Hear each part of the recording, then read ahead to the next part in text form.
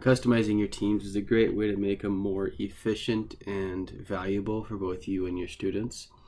So beyond adding channels, you can also add tabs up here to your ribbon. So these tabs are just kind of shortcuts to different parts, but you can add your own. If you see this plus sign over here, we can add a tab. Now these tabs, there's a list that it has that you can use. There's some apps that can be integrated in. There's a lot of stuff down here. A warning on some of these, some of them are paid, so it's not going to be stuff that we can necessarily use, but there are some cool things down here. Just take some time to go through. I'm going to show you a couple things though that as a teacher, kind of things that I would use on here. Now when I go to add a tab, a lot of times I like to look at this website. So when I click on this website, what I can actually do is put a URL to a website. So let's say I have a very common resource that I use a lot in my class. So let's say, for instance, Desmos. I always use Desmos. So what I can do is I can take that link, and this is going to be a Desmos tab. Paste that link in there, and then I'm going to save it. So now I have Desmos right inside my team. It's fully functional. I can do everything I need to, and it'll work. Sometimes if it doesn't work, you put a little message, and it's going to be really easy. I can just go to site. It'll bring me right to whatever website that was. So that's a way to add a website. So another example of using a website is, let's say you have a favorite resource like history.com. You could go to history.com, you could get that link.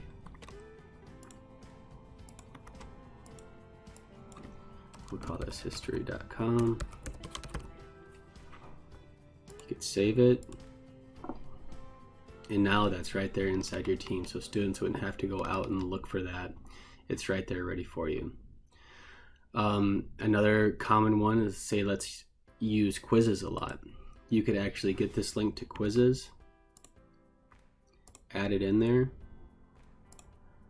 as a website.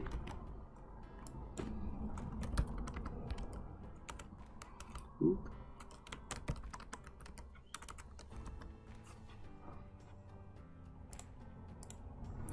And now to get to quizzes, all students have to do is go to this tab, type in the code, they'd be able to play your game. There also are apps that are really easy to link up. Flipgrid is one of them. It integrates pretty well. So if you use Flipgrid, you could actually put that right there as a channel. Now what you'd have to do is get the code for that Flipgrid. So if you set up one, you want to get that flip code right there. So Steam of the Week. You could put that in there. It's going to search for it. It found it. You could save that.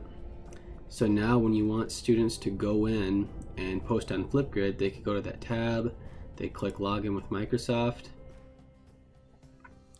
they'll log them in, they'll be able to work right from here.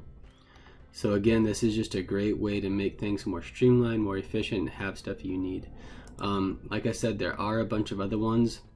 Stream is one that if you want to do a true flipped classroom, you could dive in and stream. It's kind of like Microsoft's YouTube.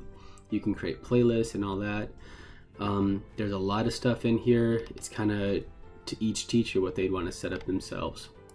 So just to recap again, these tabs up here are a great way to customize your team and make it more efficient for you and the students. Each channel has their own list of tabs.